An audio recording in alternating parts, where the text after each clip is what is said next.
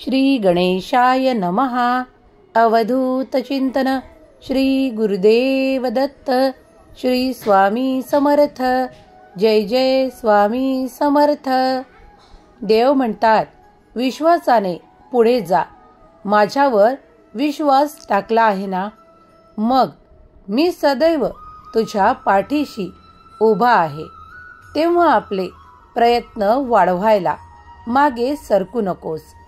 मी तुझा देव तुझ्यासाठी अशक्यही शक्य करणार आहे. विश्वास ठेव.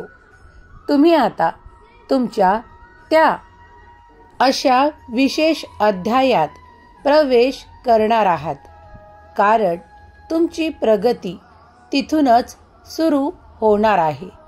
देव म्हणतात, सावकाश. विचार करताना कुणाबद्दल जेही विचार कराल त्यात सकारात्मकता ठेवा. मग ते विचार तुमच्याबद्दल असोत किंवा इतरांबद्दल असोत. देव म्हणतात, माझं तुझ्या प्रत्येक कृतीवर लक्ष आहे. देव म्हणतात, बाळा, तू माझा प्रिय बाळ आहेस आणि मी इच्छितो की हा संदेश तू शेवटपर्यंत ऐकावा, कारण त्यात तुझ्यासाठी मी काही संकेत देत आहेत, जे तुझ्यासाठी तुझे भविष्य उज्ज्वल करण्यासाठी तुला कामा येतील. देव म्हणतात, बाळा, जेव्हा तुम्ही विश्वासाने आपले पाऊल उचलता त्यावेळेस देवांचे नाव घेऊन पुढे वा. विश्वासाने पुढे जा, कारण त्या मार्गाची ओळख मीच तुला करून देत आहे. कारण तुझे पुढील जीवन तुला त्या मार्गावर चालायचे आहे. देव म्हणतात, त्या मार्गात तुला खूप काही प्राप्त होणार आहे. विश्वास ठेव आणि प्रत्येक पाऊल उचल. तुझ्या ज्या काही इच्छा आहेत त्या आम्ही जाणतो. देव म्हणतात, तुझी प्रत्येक इच्छा आम्ही जाणतो. ती पूर्ण करण्यासाठी तुला कोणती कर्म केली पाहिजेत हे सुद्धा मी तुला मार्गदर्शनाने सांगू इच्छितो. देव म्हणतात, माझे मार्गदर्शन तुला नेहमीच पुढे ठेवेल. तुझे इच्छिलेले तुला प्राप्त करून देईल. तुम्ही जेव्हा काही आनंदाने प्राप्त करू इच्छिता तेव्हा देवही तुम्हाला ते आशीर्वाद भरभराटीच्या रूपात देऊ इच्छितात. तुझे कर्म पाहिल्या जात आहेत, कारण तू त्या मार्गावर चालू इच्छितो जो मार्ग देव तुझ्यासाठी मोकळा करत आहे. त्या मार्गावरील अडचणी आणि काही काटे देव काढू इच्छितात, कारण तुझ्यासाठी देव असा सोपा आणि सहज मार्ग बनवू इच्छितात. देवांची इच्छा आहे की तू त्या मार्गावर चालावे आणि तुला जे हवे आहे ते प्राप्त होईल. तू देवांवर संपूर्णपणे विश्वास करतोस ना, मग पुढे जायला घाबरू नकोस. त्या ठिकाणी तुला ते प्रेमही प्राप्त होईल, ज्याची तू आमच्याकडे प्रार्थनापूर्वक मागणी करत आहेस. देव म्हणतात, तुमच्या जीवनात जितकी काही प्रगती तुम्हाला अपेक्षित आहे तितकी प्रगती तुम्हाला त्याच मार्गावर सापडणार आहे. देव तुमच्यासाठी त्या मार्गातील अडचणी मोकळ्या करत आहेत. देवांची इच्छा आहे की बाळाने पुढे जावे आणि ते आपल्या सामर्थ्याने प्राप्त करावे. देव म्हणतात, बाळा, तू त्या प्रेमासाठी माझ्याकडे मागणी केली आहेस. ते तुला आता प्राप्त होण्याची वेळ आहे. देव तुमच्यासाठी आता ते स्वर्गाचे दार उघडू इच्छितात, ज्यातून तुमच्यासाठी ते चमत्कारिक आशीर्वाद येत आहे. तुम्ही त्या शोधात आहात ना, मग ते तुम्हाला प्राप्त होणार आहे. विश्वासाने पुढे जा आणि त्या द्वारावर ठोठावा. आपले प्रयत्न सुरू ठेवा. प्रार्थना देखील सुरू ठेवा. ते तुम्हाला मिळतीलच यावर विश्वास ठेवा. देव म्हणतात, माझ्या चमत्कारांचा आशीर्वाद तू प्राप्त करत आहेस, त्यात तुझ्यासाठी ते प्रेम मी देऊ इच्छितो. देव म्हणतात, ते असे नाते जे तुझ्यासाठी कधीही तुला न सोडणारे, तुला आनंद देणारे ठरेल. देव म्हणतात, तुम्ही आता निश्चिंत होण्याची वेळ आली आहे. देव म्हणतात, तुझ्या मनातले प्रश्न मी जाणतो. आता तुला माझ्या आशीर्वादांची सर्वाधिक आवश्यकता आहे आणि मी ते तुला देण्यासाठी आलो आहे. तुम्ही अप्रत्यक्ष आणि प्रत्यक्ष रूपात जे काही मिळवू इच्छिता ते मी तुमच्या मनातले जाणतो. आज जे तुमच्यासाठी पडद्याआड तुम्हाला वाटत आहे, ती सर्व सुख तुमच्याकडे येत आहेत. ती एका चमत्कारांच्या रूपात तुम्हाला प्राप्त होतील. तुमच्या मनातील एक एक इच्छा पूर्ण होणार. विश्वास ठेवा. तुम्ही एका नवीन अध्यायात प्रवेश करत आहात. त्या ठिकाणी तुमच्यासाठी तुम्हाला आवडणारी नाती, तुम्हाला आवडणारे काम, तुम्हाला आवडणारे तुमचे सोबती, तुम्हाला सर्व काही प्राप्त होणार आहे. विश्वास ठेवा, तुम्हाला ते प्राप्त होणार. या क्षणाला जो कोणी विश्वास ठेवेल त्याला ते चमत्काराच्या रूपात प्राप्त होईल. कुणी त्या नात्यांच्या शोधात आहे, कुणी त्या नोकरीच्या शोधात आहे, कोणी ते आर्थिक चमत्कार प्राप्त करू इच्छितात, तर कुणी ती मैत्री प्राप्त करू इच्छितात. देव म्हणतात, तुमच्या प्रत्येकाच्या इच्छा पूर्ण करण्याचे सामर्थ्य देवात आहे. देव म्हणतात, माझे जे कोणी बाळ यावेळेस या क्षणाला हा संदेश प्रेमपूर्वक ऐकत आहे, त्याला मी सांगू इच्छितो. कुणाला ते 24 तासात प्राप्त होईल, कोणाला ते 48 तासात प्राप्त होईल, कोणाला थोडी प्रतीक्षाही करावी लागेल. पण विश्वास ठेवा, ते तुम्हाला नक्कीच प्राप्त होईल. देव म्हणतात, काहीही झाले तरी विश्वास तुटू देऊ नका, कारण मी तुमचा देव, तुमचा परमात्मा, तुमचा ईश्वर आज तुमच्यापर्यंत येऊन तुम्हाला त्या चमत्कारांची हमी देत आहे, तुम्हाला वचन देत आहे. त्याची पूर्तता लवकरच केल्या जाणार आहे. त्यात तुमच्यासाठी जे हवे आहे ते आशीर्वाद तुमच्या दिशेने पाठवल्या जात आहेत. यावर विश्वास ठेवा.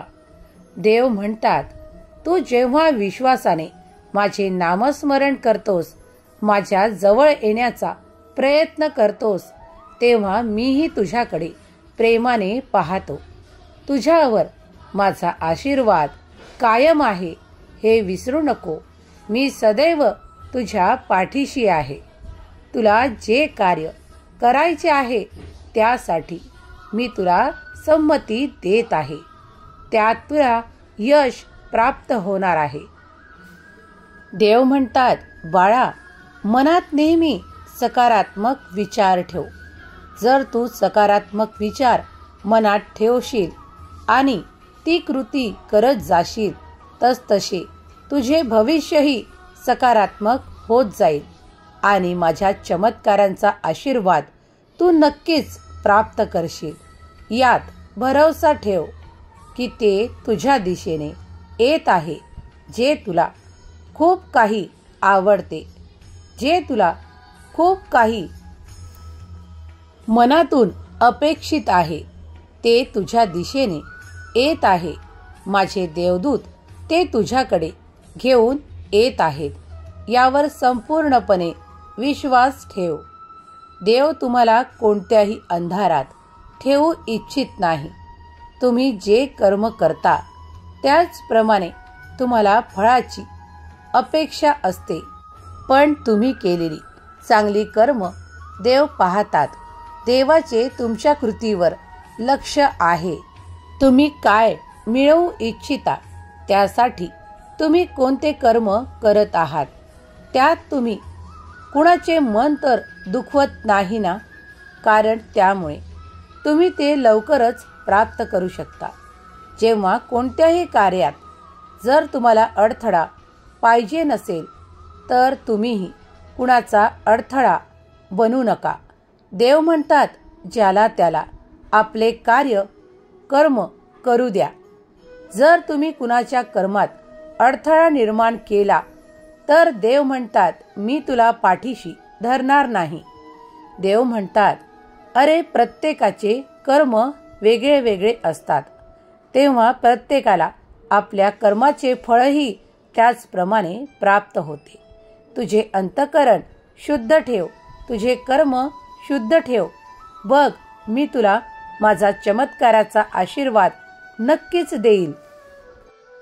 मी तुला पुढे जाण्यासाठी असे काही सोबती देऊ इच्छितो, जे तुझ्या कार्यात तुला मदत करतील, तुला पुढे येण्यासाठी सहाय्य करतील.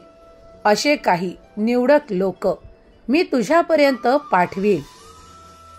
देव म्हणतात, यावेळेस मनाला शांत ठेव, कारण तुझे प्रश्नाचे उत्तर मी तुला दिले आहे. त्यात जर तू आता विश्वास करशील, तर तुला तेही मार्गात प्राप्त होईल. देव म्हणतात, तू आता एका शक्तिशाली अध्यायात प्रवेश करत आहे. तुझ्या मनातली प्रत्येक इच्छा देव पूर्ण करणार आहेत.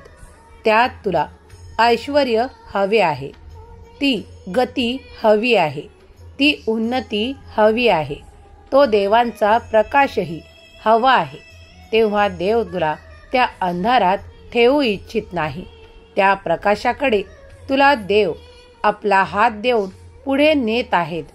तूही आपले कर्म करत जा. आणि देव जेव्हा तुझ्याकडून कुणाला मदत देऊ इच्छितात, तेव्हा मागे सरकू नकोस. तेव्हा तुझ्याकडून त्यांना सहाय्य प्राप्त होऊ दे, अशी देवाची इच्छा आहे. देव म्हणतात, मी तुला इतका सामर्थ्यशाली बनवू इच्छितो, तुला ती मी माझी शक्ती देऊ इच्छितो. तेव्हा तू आनंदाने ती स्वीकार करावी, कारण तू ती शक्ती माझ्याकडे मागत आहेस. माझ्या प्रिय बाळा, मी तुझ्यावर खूप प्रेम करतो आणि तुला माझ्या प्रेमाच्या प्रकाशाने परिपूर्ण करू इच्छितो, कारण तू माझा प्रिय बाळ आहेस. ज्यांना कुणाला त्या आरोग्याची खूप काही चिंता वाटते, त्यांची चिंता मी या क्षणापासून दूर करू इच्छितो. त्यांना मी आरोग्याचा आशीर्वाद देऊ इच्छितो. त्यांच्या त्या तक्रारी आता या क्षणापासून कमी व्हायला लागतील. विश्वासाने संदेश शेवटपर्यंत ऐका, कारण तुम्ही ते प्राप्त करत आहात, जे देव चमत्कारांच्या रूपात तुम्हाला आशीर्वाद देत आहेत. देव म्हणतात, तुझे आरोग्य आता उत्तम राहायला सुरुवात होणार आहे. देव म्हणतात, तुम्ही जर विश्वासाने प्रार्थना केली आहे, तर प्रार्थनेचे उत्तर मी तुम्हाला होकारार्थी देऊ इच्छितो. तुम्हाला सकारात्मक ऊर्जा प्राप्त होईल, ज्यामुळे तुमचे मन प्रसन्न होईल. तुमच्या चिंता नष्ट होतील, तुमचे क्लेश नष्ट होतील, आरोग्याचे प्रश्न सुटतील, तुमचे जीवन सुखी होईल. मनाला समाधानी ठेव, तुझे सर्व काही चांगलं होणार आहे, यावर ठामपणे विश्वास ठेव. हम गया नहीं जिंदा है या वाक्याचे तुला आता खूप काही अनुभव येणार आहेत. देव म्हणतात, नामस्मरणाला चुकवू नको. जेव्हा करता येतील तेवढे नामस्मरण कर. आम्ही तुझ्या पाठीशी सदैव उभे आहोत. सुखी रहा बाळा, तुझे कल्याण होईल. श्री स्वामी समर्थ। जय जय स्वामी समर्थ। श्री स्वामी समर्थ। जय जय स्वामी समर्थ। श्री स्वामी समर्थ। जय जय स्वामी समर्थ। श्री स्वामी समर्थ। जय जय स्वामी समर्थ।